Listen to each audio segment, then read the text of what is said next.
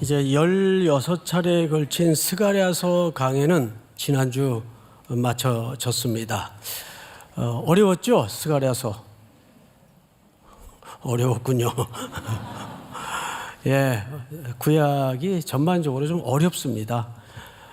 그래도 구약을 정확히 알아야 신약으로 건너와서 마주하게 될 신약의 글들이, 성경들이 성취가 되고 또 완성이 되기 때문입니다. 이제 오늘부터는 주일 낮에 다루어지지 않았던 데살로니가 전후서를 나누게 될 겁니다. 그래서 오늘은 어차피 첫 시간이고 개요 정도의 개념이니까 한 절만 집중적으로 나누겠는데 1절을 보시면 뭐 별로 건져낼 메시지가 없는 듯 보입니다. 근데 조금 더 분명하게 말씀을 드리면 1절에서 모든 걸 다 이야기하고 있어요.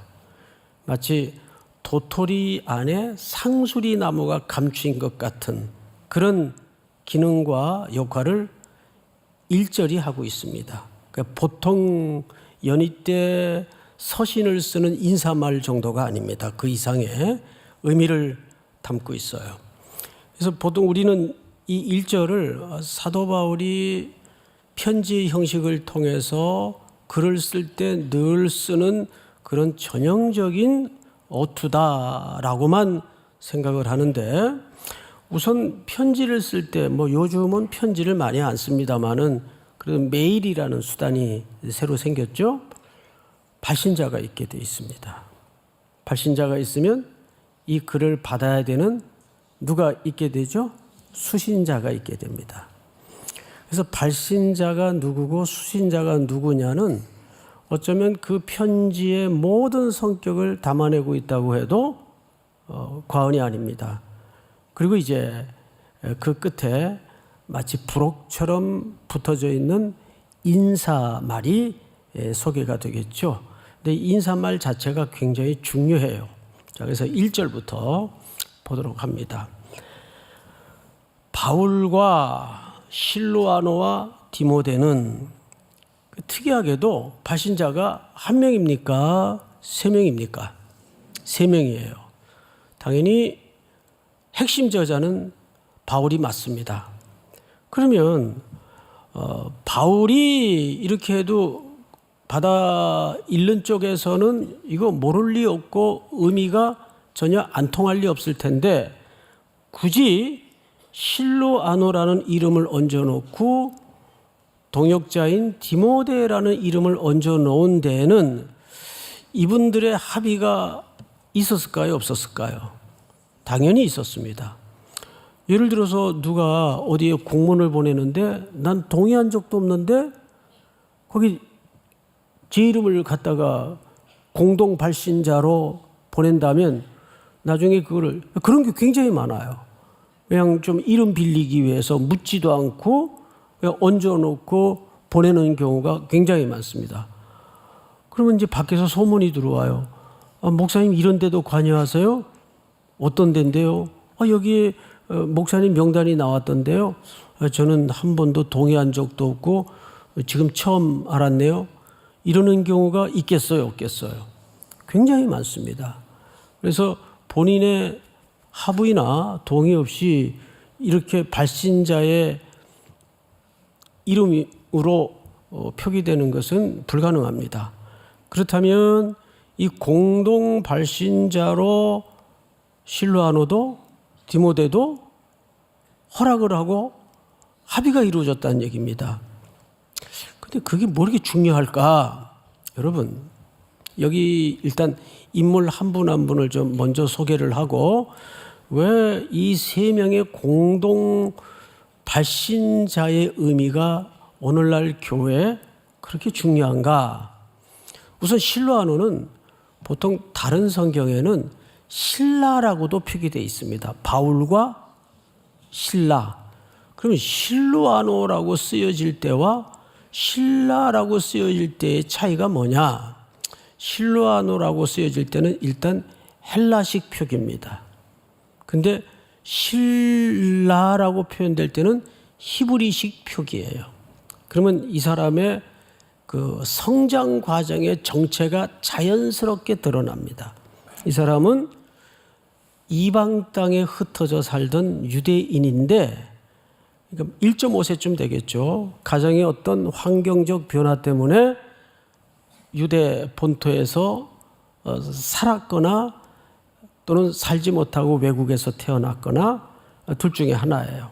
어쨌든 이 사람에게는 이렇게 이중적인 헬라식 이름과 실라라는 히브리식 이름이 성경에 동시에 쓰여지는 이유는 헬라 문화권과 유대 문화권을 정확하게 이해하고 적응한 사람이기 때문입니다. 자, 그러면 이 사람이 선교에 도움이 전혀 안 될까요? 도움이 많이 될까요? 그렇죠. 도움이 많이 됩니다. 선교사 자녀분들이 본인의 의지와 상관없이 아버지의 소명을 따라 전혀 낯선 지구 반대편 험지에 떨어집니다. 또 거기서 태어납니다. 이들에게 가장 큰 장점은 바이링글이 된다는 얘기예요. 이중 언어가 가능하다는 얘기예요. 현지어도 가능하고 모국어도 가능하고. 그래서 선교사님 자녀들은 어떤 강점을 갖고 있는가 하면 장차 한국교회 선교 전략에 굉장히 중요한 자원들입니다. 근데 이분들이 정서적으로 많이 아픈 친구들이 많아요. 나는 한 번도 선교사로 헌신한 적 없는데 그 파송한 교회에서는 자꾸 무슨 선교사 부르니까 이렇게 스트레스도 받고 내가 선교사 해야 되나 이런 고민도 안고 있고 성장 과정에서 참 홍역을 많이 치릅니다. 당연히 선교사님들을 위해서도 기도해야 되겠지만 이 자녀들을 위해서도 아내를 위해서도 여러분들이 구체적으로 기도할 필요가 있어요. 어쨌든 그런 가정사의 배경을 가진 인물이에요. 우리 사도행전 15장 22절을 한번 띄워주실까요? 이에 사도와 장로와 온 교회가 예루살렘 교회를 얘기하는 거예요. 그 중에서 사람들을 택하여 바울과 바나바와 함께 안디옥으로 보내기를 결정하니 곧 형제 중에 인도자인 바사바라 하는 유다와 누구더라? 자, 이것은 유대식 이름으로 표기를 냈습니다. 왜? 본토에서 결정되고 행해지는 일이기 때문에. 40절을 건너뛰어 볼까요? 시작. 바울은 신라를 택한 후에 형제들에게 주의 은혜에 부탁함을 받고 떠나. 그러니까 신라는 결국 성경 전체를 종합해 보면 예루살렘 교회에서 지도자 역할도 했었고 또 바울과 함께 2차 선교 여행 때 동역자로 출발한 인물이기도 합니다. 그런 가정사의 배경 때문에. 자, 그런 인물이 오늘 여기 표기된 실로아노입니다. 디모데는 누굽니까? 이 역시 어머니는 유대 여자인데 아버지는 헬라 사람이에요. 그러니까 혼혈인이죠. 그래서 이분도 이중 언어가 가능하고 사도 바울의 2차 선교 여행 때 동역자로 택함을 입은 인물입니다. 나중에는 사실상 가장 핵심적인 동역자가 되죠. 이렇게 바울과 실라와 디모데가 한 팀을 이루어 공동의 저자로 데살로니가 교회 성도들에게 편지를 보내는 겁니다. 자, 공동의 저자라는 말은 원팀이라는 얘기예요. 이것이 하나님이 일하실 때 가장 즐겁게 하시는 하나님의 방식입니다. 그래서 교회는 여러 사람이 있지만 일 잘하는 사람들 측면에서는 왜 이렇게 교회는 효율성이 떨어지냐? 좀 경제적으로 할 수 없느냐? 맨날 뭐 질질 새고 낭비하는 것 같고 또 중첩되는 것 같고 비효율적이고 그렇게 보여지고 답답해요. 그러면 지금 나중에 어떤 생각을 갖는가 하면 이거 내가 그냥 한 며칠이면 후딱 다 해치우겠구만. 그런 거를 하나님이 제일 싫어하세요. 하나님은 부족해도 조금 더디 갈 수밖에 없더라도 하나님은 뭐를 제일 좋아하신다고요? 함께 일하는 걸 제일 좋아하세요. 그게 하나님의 속성이기 때문입니다. 창세기에 보시면 하나님이 이 세상을 처음 만드실 때에도 아들 예수님, 성령 하나님 다 제쳐두고 내 혼자 할게. 뭐 이까짓 거 내가 혼자 못하냐? 혼자 하셨어요? 아니에요. 함께 하셨어요. 아들 예수님이 이 땅에 공생애를 시작하실 때도 하늘에서 아버지의 음성이 들렸고 성령이 비둘기처럼 임하셨고 독생자 예수 그리스도는 요단강에서 세례를 받고 올라오세요. 할렐루야. 삼위 하나님이 지금도 그 역사를 함께하고 있습니다. 교회는 함께하는 공동체성을 가지고 있어야 됩니다. 믿습니까? 막 능력 있는 사람이 혼자 치고 나가서는 안 돼요. 그래서 좋은 교회는 목사가 조금 저처럼 이렇게 허점이 많고 모자라야 돼요. 그래야 성도들이 걱정이 되고, 아유, 늘 목사를 위해서 기도하게 되고, 그게 은혜로운 교회입니다. 이 분위기가 뭐죠? 전혀 반응이 없는데. 제가 제일 웃기는 게 뭐냐면, 교회에 무슨 이제 김장을 한다, 뭐 또 잔치가 있다, 뭐 그러면, 그거 준비하는데, 그래서 제가 볼 때는 한 10명 정도 나와서 한 몇백 포기 그거, 옛날에 우리 어머님들 집안 식구들 서너 명이서 200포기씩 하고 그랬잖아요. 그땐 먹을 거리가 없으니까 김장을 왜 이렇게 많이 했나 모르겠어요. 저희 어릴 때 그 몇백 포기 한 기억이 나요. 그런데 요즘 그렇게 안 하잖아요. 근데 그 몇백 포기 하는데 성도 뭐 여전도에 권사회 할 것 없이 다 나와가지고 한 7, 80명이 김장을 해요. 근데 나중에 더 웃기는 게 먹고 간 게 더 많아요. 원래 그렇게 하는 거예요. 그러니까 그런 일들이 끝나고 나면 눈에 거슬리는 게 보이고 비효율적인 게 보이지만 그것만이 전부가 아닙니다. 그 속에서 하나님이 성도와 성도 간의 공동체성을 통해서 만들어 놓으시고 무르익게 하시는 역사가 더 놀랍습니다. 믿습니까? 우리 삼일교회는 그런 공동체성을 놓치지 않는 복된 교회가 될 수 있기를 축복합니다. 그래서 데살로니가 교회 편지를 쓰는데 세 사람의 저자를 다 얹어 넣는 거예요. 이건 나 혼자 독단적인 일 아니다. 우리 같이 하고 있다. 자, 그런데 조금 더 볼까요? 바울과 실로아노와 디모데는 하나님 아버지와, 근데 여기 보통 그 데살로니가 후서만 봐도 나중에 이제 배우겠지만 우리라는 표현이 쓰여져 있습니다. 공동체를 강조해요. 우리. 또 오늘 본문 넘어서서 2절도 보시면 뭘로 시작을 합니까? 우리가, 이건 뭐 흔히 쓰는 수식어나 표현 아닐까? 아닙니다. 여러분, 우리 그리스도인들에게 가장 굵은 기도의 원리를 예수님이 가르쳐 주셨는데 주기도문의 첫머리가 뭐죠? 하늘에 계신 나의 아버지입니까? 우리 아버지입니다. 이 우리라는 가르침 속에는 어마어마한 미셔널 차원의 명령이 담아져 있어요. 적어도 그 주기도문을 자유롭게 할 수 있으려면 성도든 교회든 이웃에 대한 섬김이 있어야 돼요. 책임감을 가져야 됩니다. 쟤는 굶고 있는데 나만 배불리 먹고 하늘에 계신 우리 아버지요. 이 기도 할 수 있어요? 못해요. 어떻게 해요? 우리 아버지인데, 우리의 아버지인데. 믿습니까?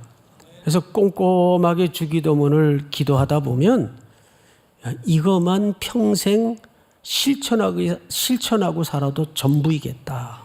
그런 생각이 저절로 듭니다.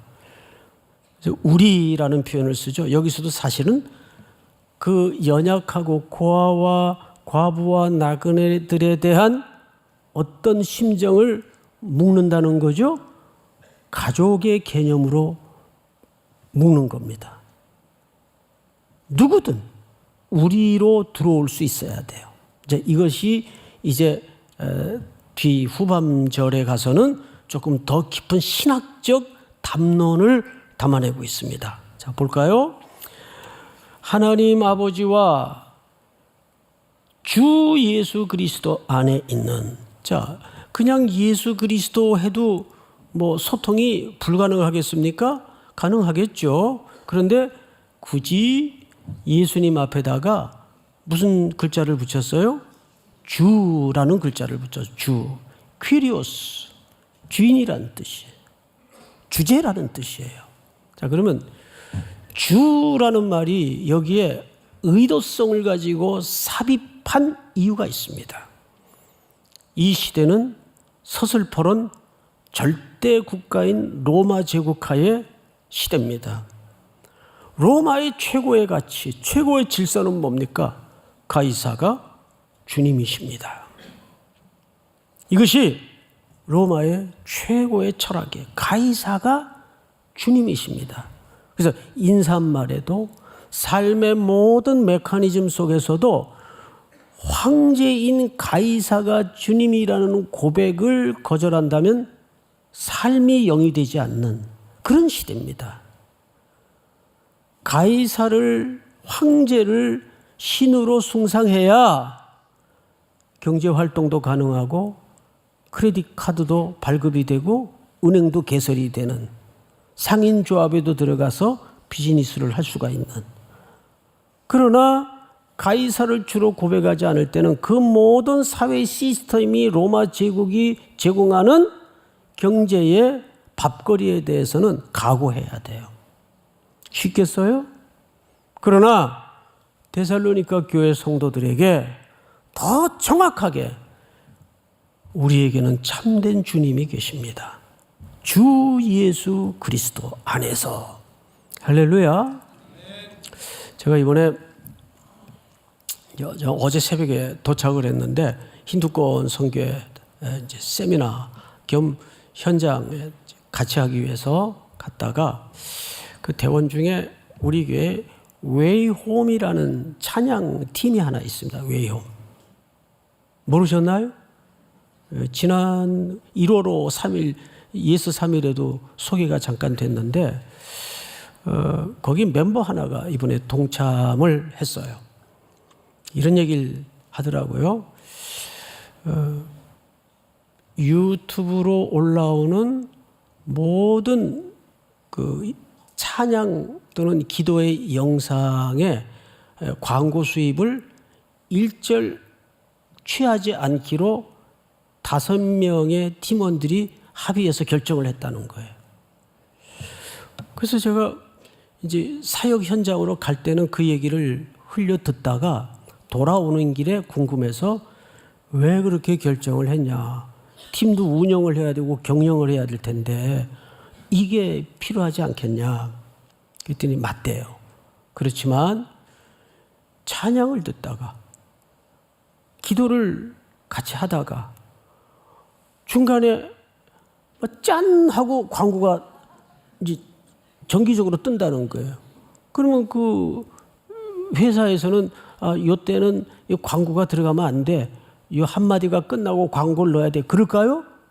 아니죠. 자기네들의 질서를 따라서 원리를 따라서 그냥 광고를 계속 넣는 거예요. 그러면 영상이 끊어지니까 이것이 결코 성도들이나 청년들의 영성에 바람직하지 않다. 우리가 조금 힘겹게 살더라도 이들은 그 사역 외에는 일절 다른 세상의 잡을 갖지 않기로 결정한 친구들이에요. 그러니 다만 내 품이 얼마나 사실은 소중하겠습니까? 그런데도 그런 과감한 결정을 했다는 거예요. 자, 로마 시대 제국하에 가이사가 주님이 아니라 참된 주인이 계신다는 다른 고백을 한다면 그분들에게 다가오는 환난과 핍박은 얼마나 깊었겠습니까? 여러분 1장 6절을 볼까요? 이렇게 되어 있어요. 또 너희는 많은 환난 가운데에서 성령의 기쁨으로 말씀을 받아 우리와 주를 본받은 자가 되었으니. 앞을 보실까요? 이들에게 환난이 있었다는 얘기, 없었다는 얘기예요? 환난이 있었다는 얘기예요. 근데 이 환난은 2장 14절을 건너가 보세요. 2장 14절. 형제들아, 너희가 그리스도 예수 안에서 유대에 있는 하나님의 교회들을 본받은 자 되었으니 그들이 유대인들에게 고난을 받은과 같이 너희도 너희 동족에게서 동일한 고난을 받았느니라. 자, 이들은 환난과 고난 속에 있었어요. 이것이 흔들리는 성도와 흔들리는 교회를 위하여 쓰여진 데살로니가서의 기록 목적입니다. 여러분 3장 보시기 바랍니다. 3장 3절. 아무도 이 여러 환난 중에 흔들리지 않게 하려 함이라. 우리가 이것을 위하여 세움을 받은 줄을 너희가 친히 알리라. 내가 이것 때문에 붓을 들었다 그 말이에요. 너희가 흔들리지 않도록 하기 위해서, 더 견고히 세움을 입도록 하기 위해서. 그러니까 오늘날 예수를 믿고 그리스도만이 나의 왕이 되시고 주가 되신다는 고백으로 모든 비즈니스에, 모든 삶의 현장에 그 잣대를 가지고 일관성 있게 걸으려면 손해도 각오해야 되고 포기도 각오해야 되고 여러 가지를 놔야 돼요. 얼마나 힘겹겠어요. 그래서 어떤 믿음이 약한 사람들은 내가 걸어가고 있는 이 길이 맞나? 이렇게 사는 게 정답일까? 뭐 다 예수 믿는다고 나처럼 살지는 않을 텐데. 근데 이번에 인도에서 선교사님 내외를 만났어요. 대학 저랑 같이 다녔던 아주 소중한 친구인데 안강희라는 선교사님을 일부러 만나기 위해서 오셨더라고요. 저보다 더 허예요. 완전히. 오랜만에 만났어요. 이런 얘기를 해요. 송 목사네 교회 청년들, 성도들이 이렇게 일관되게 와줄 때마다 너무 고마워. 자네가 고마울 게 뭐 있어? 아니야.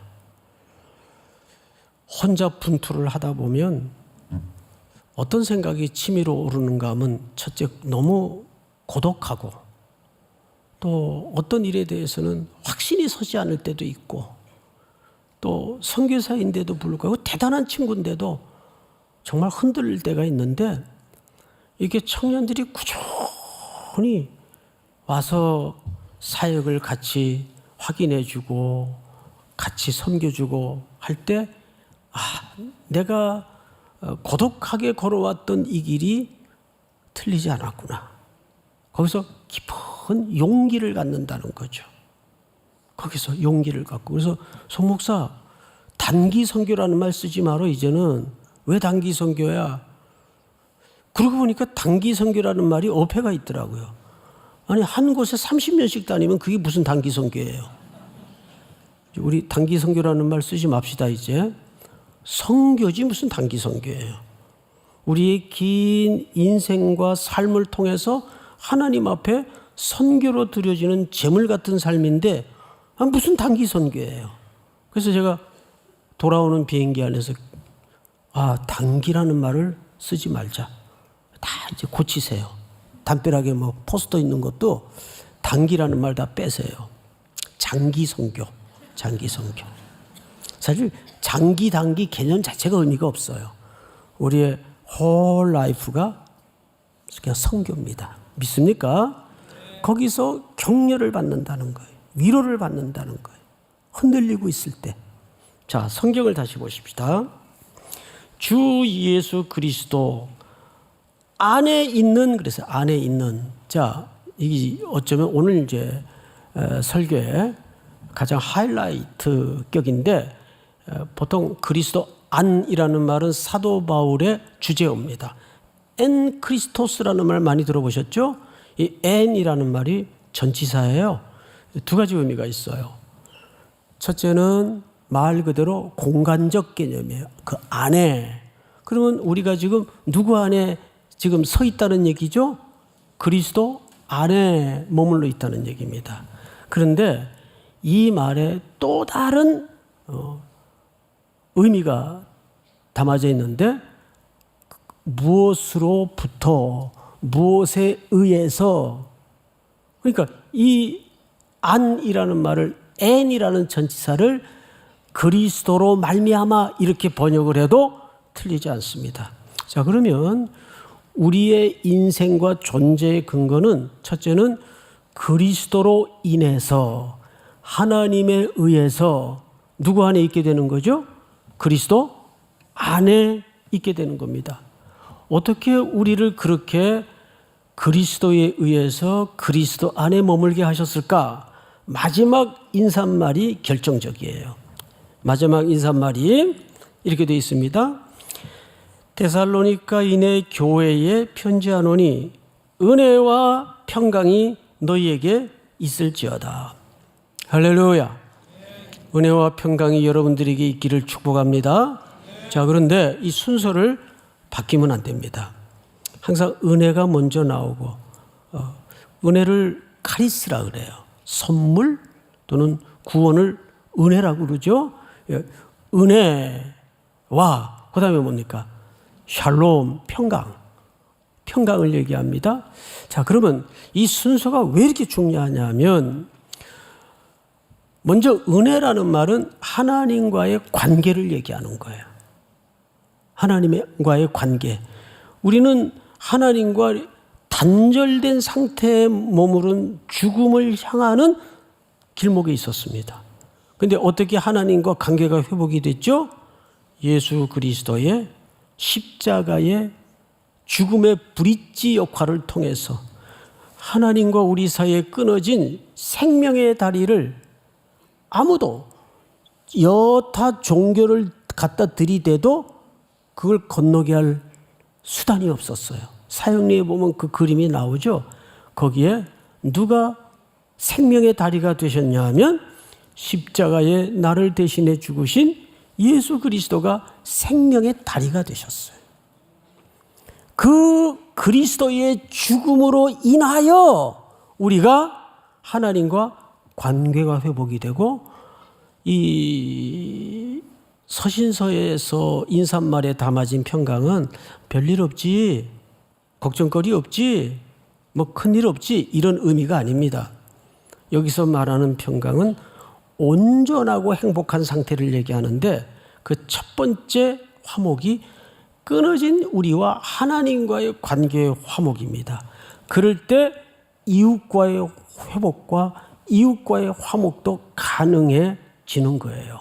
그러니까 우리가 하나님과의 관계가 먼저 회복이 안 된 상태에서 누구를 사랑한다? 그건 거짓입니다. 그건 가짜입니다. 그건 있을 수가 없습니다. 그래서 은혜가 먼저 와야 샬롬이 따라오게 돼 있어요.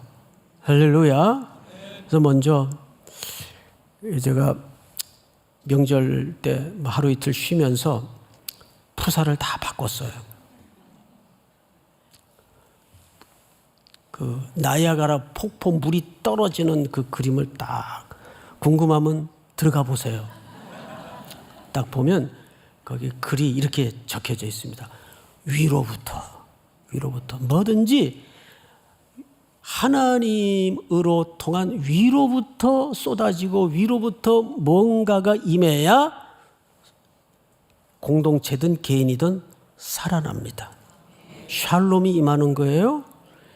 그러면 결국 사도 바울이 이 데살로니가서를 붓을 들고 기록하게 된 첫 번째 이유가 뭐냐 하면 환난 중에 있는 성도들을 경고하게 붙드는 것이고, 여러분, 사람이 환난이 몰아치다 보면 항상 뭘 생각하게 돼요?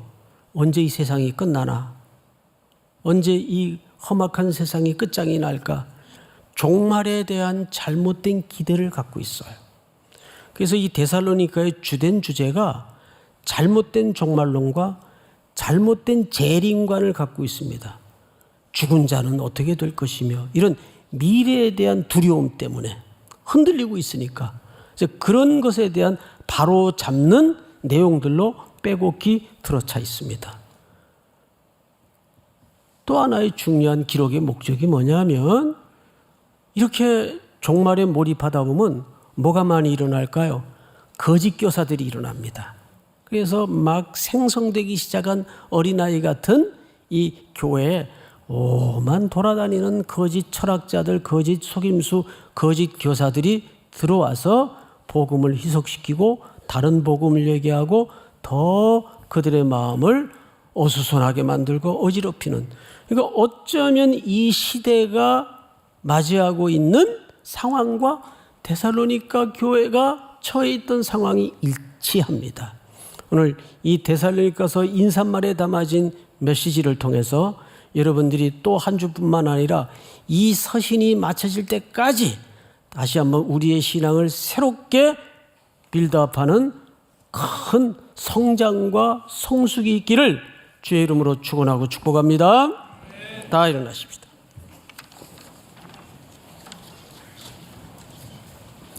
주는 평화,